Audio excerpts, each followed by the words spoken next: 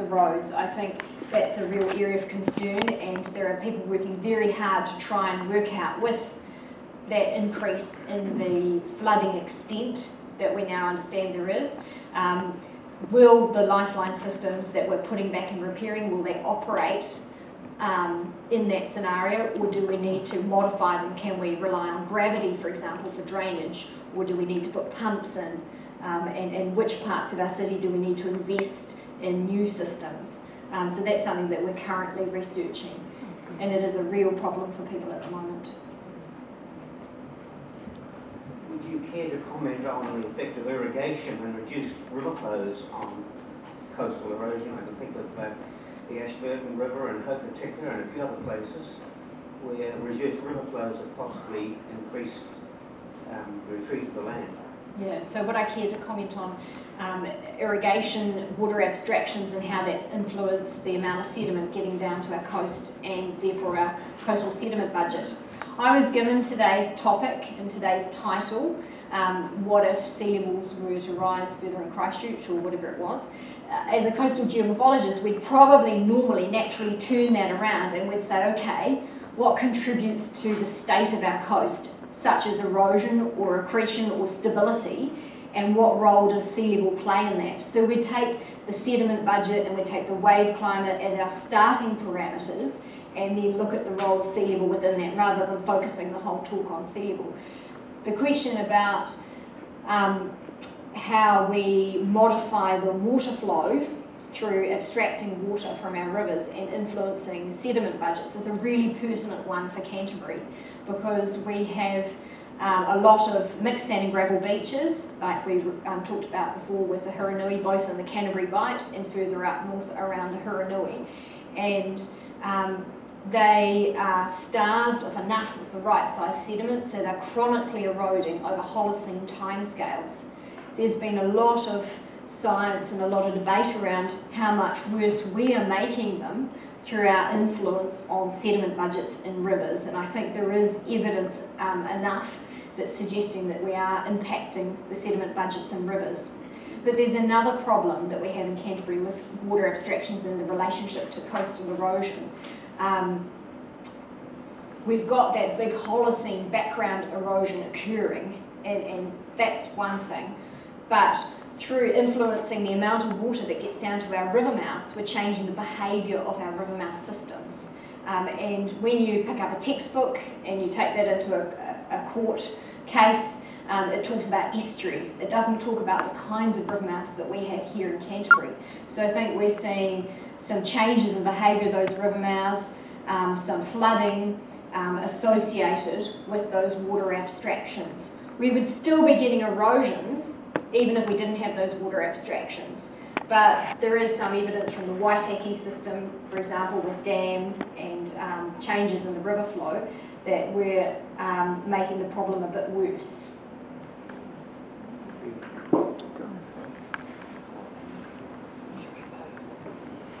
What do you see as a possible way to deal with the high groundwater? How when the large areas in the eastern suburbs have groundwater which is less than a meter, do you have any ways to deal with that on the long term? I'm of the opinion that the flood actually do not protect us against groundwater, and the groundwater will rise according to the sea level. What are the options? The long-term option is to retreat from the areas with very high water tables. Overseas, there's sort of band-aid patch responses with pumping groundwater out, and different small areas have tried to do that, but it's not the long-term response for how our city's going to evolve and be reshaped. I think retreating from areas with very high water tables, or building in a really different way. I'm not an engineer, but building in a way that maybe accommodates those high water levels, but no one's shown me how to do that and not have a flooding hazard. And we've got to think about our infrastructure in terms of the lifeline systems and that, and our roading network as well. It's very hard to think about how to keep that with high water tables rising. If you turn Meg's into a giant dairy farm, surely that'll So I have a daughter that wants to become a dairy farmer, but her concept of that is 1 to 2 cows because she's 4 and she likes milk.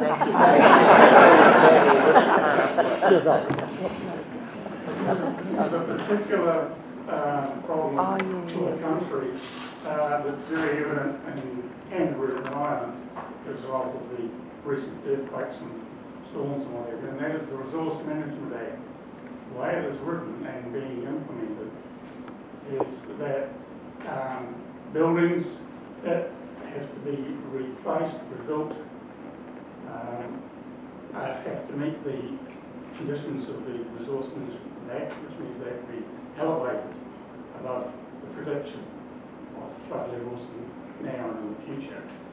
But buildings that only require repair don't have to meet that standard. So we're going to end up with a city of buildings that some are up on stilts and some are down within, in some cases, 10 centimetres of the water table.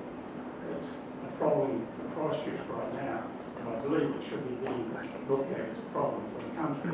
Yeah, I think that's a very real problem at the moment in Christchurch, and it's something that the rest of New Zealand can learn from. This is our relative sea level rise laboratory in a way, or post-earthquake laboratory, and how we respond to that has national implications.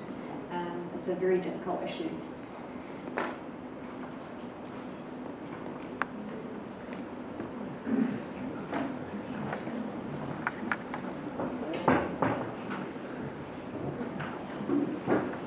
Likely to be saltwater intrusion from into the groundwater with sea level rise? And what would that look like for Christchurch? Is there likely to be saltwater intrusion into the groundwater? On the edges, yes. So that water table coming down to sea level, you get a mixed zone in the middle where you've got the fresh water coming out and the salt water coming in and mixing. So that zone would migrate as sea level rises.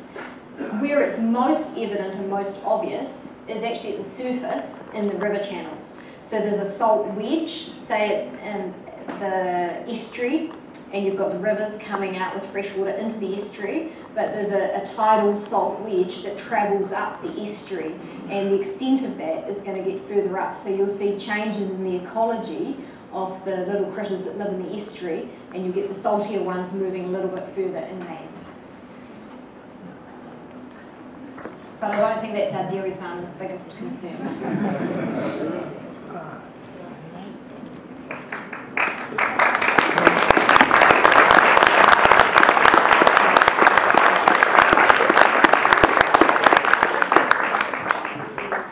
What do we see as the solution long term for the outlet of Lake Forsyth, Verdant Flat, which I gather very expensive to keep cleaned out? And that seems like a man-made intrusion. What is your comment? So Lake Ellesmere or Te Waihora down at the Taunutu end has an artificial, is that the opening you're talking about down at that end?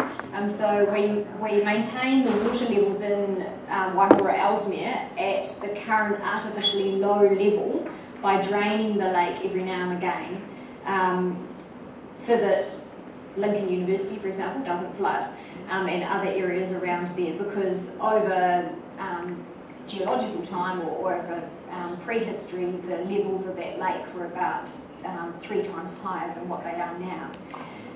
That's a really hard thing to maintain with sea level rise, because you're on an eroding coast which is very low-lying, and the long-term future for that coast is perhaps to return to what it was before, which is a bay.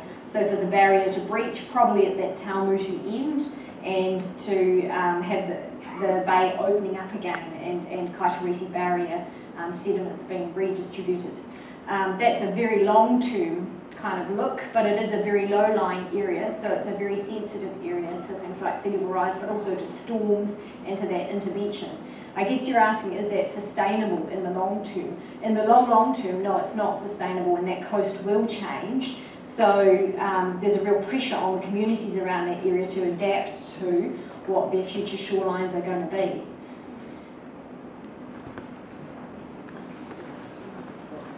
Wow. Okay, I think that's kind of the...